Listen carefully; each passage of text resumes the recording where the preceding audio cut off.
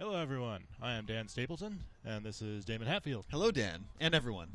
And we are two guys who like Watch Dogs. Yeah, actually, we were just talking. I think I like Watch Dogs a little bit more than a lot of the folks here in the IGN office. It contains some of the most fun moments I've played in video games this year. But this is the DLC, Bad Blood, which I reviewed, and I like it, but I don't love it. Okay. And let me go into a little bit of why. This is Raymond Kenny you play as, a T-bone. When you die now, half the time it says you got T-boned. Ha ha ha ha ha. Hilarious. Yeah, and like he's a better protagonist than Aiden Pierce in that like he has a personality. Yeah, not saying a whole lot, but yeah. I still don't really like him very much, but he is he has a personality.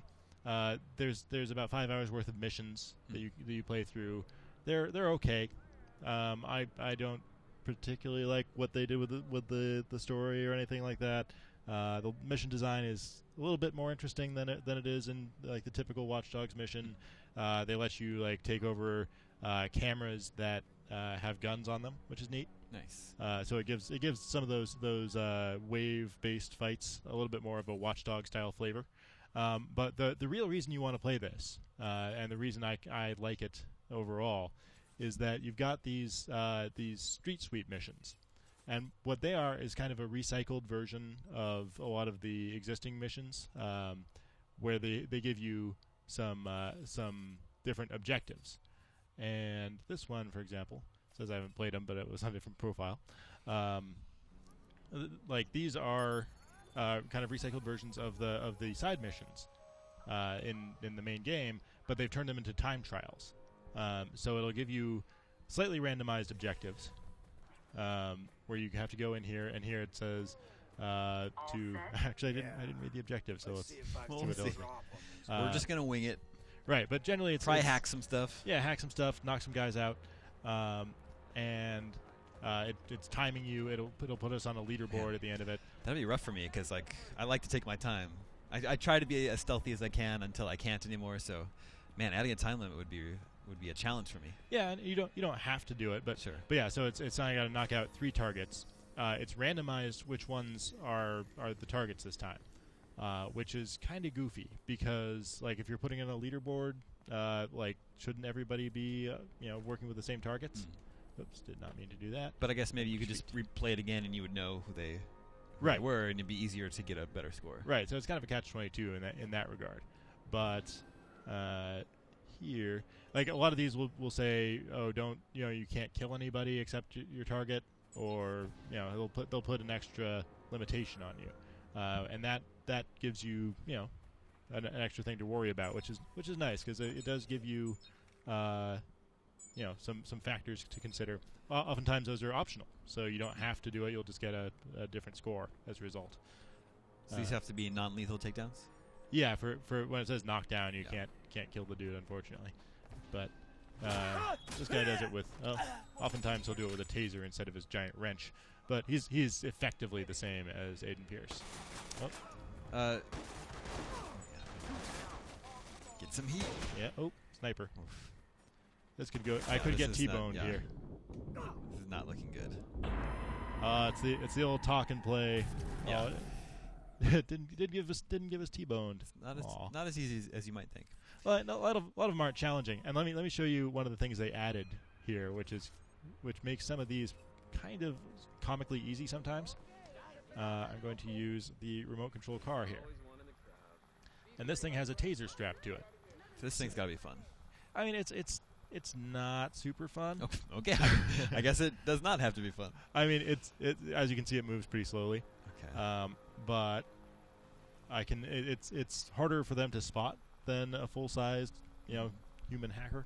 Oh, it looks like I'm getting to the end of the range here. Let's see. Oh, gotta get back. Okay, so that's the limitation of it. You can only actually use this in these red mission zones, so it's not as much fun as I would have liked. You can't just take it out while you're walking down the street and use it on pedestrians. Right, but you can hack remotely using this. So that's what it's used for in the missions. But yeah, you just walk around, just zapping dudes. I'm gonna have to jump back into my body here and then get a little closer and do it again. So in the main game, you can level up Aiden's skills. Is there a new skill tree here? There are a for few, T-Bone? nothing really notable. I Okay. mean, this is the only real thing I use that he's got. There's like a couple new guns and things like that. Nothing really notable. I did one of these missions using this zapper, where I was able to just go in, knock out the 3 guys, and then just leave in like less than a minute. It was actually pretty fun to be able to do that. That's one of my dudes. There we go. Got him. Yeah, and they don't even really notice half the time. It takes a lot for them to catch on that there's a remote control car with a taser attached to it, which, to be fair, is not really something you would expect. True. Uh-oh, out of range. See if I can zap these guys before... Oh, come on, you can catch him. There we go. And... Looking clear, I'll head that way. Yeah, so they kind of see me, but not really. Taking hits here. Like, all right, you're a little bit blind. yeah, like he didn't even react to his buddy getting tased right in front of him. Yeah, I mean, stealth games are a little funny like that. You can't have the AI too smart, or it will just not be fun. Yeah. But if you have it too dumb, then you just kind of feel bad for victimizing these guys. I'm getting stuck on them there. Yeah, it looks like you're victimizing in a different way. But yeah, I'll just go and take this guy out the old-fashioned way now. So it does give you. Oh, I actually got all of my targets, so I can either kill the rest of the guys or just leave. So we're playing this on PC, and I should warn you that on 2 of the 3 PCs I played it on, not counting this one, or counting this one actually. This is the one where I've gotten good performance. Oh, they're sniping me. Ow. But yeah, don't get killed on your escape. on 2 of the 3 PCs I played it on, I was getting massive stuttering. And you can see I've had the frame rate counter going the whole time. This is on high settings, and this is an i5 CPU and a GTX 780. So it's a pretty respectable CPU or computer, and it's getting between 30 and 60 for the most part. If you locked it at 30, that'd be no problem. You could also drop it down a little bit. But yeah, you can see I've done fairly well on the rankings today, and depending on the period you do it in. Place. Yeah, so it'll give you a score, and then reward you with XP for depending on where you placed. So that's pretty cool. I like that a lot. I wish that they had sold that separately, just these trial missions, because I'm much more excited about that than I am about the campaign. It's like 5 hours worth of campaign missions, and those are just okay. What's the cost? The cost of this, I believe, is $15, which it's typical. Yeah, it's a standard Ubisoft thing where they take a character from their open world game and give them a side thing. Oh yeah, I do have VSync on here, so that's why it's kind of locked at 30 almost. Because screen tearing sucks. But yeah, and overall, so I'm giving this game a 6.8. I think it's definitely okay. It's an okay on the scale. Yeah, and again, I think if it didn't have, if you could just buy the time trials, like that would be awesome. I would love that. But it comes with some just okay story content. Now, let me ask you this: I've played probably 30 hours of Watch Dogs, but haven't completed the story yet.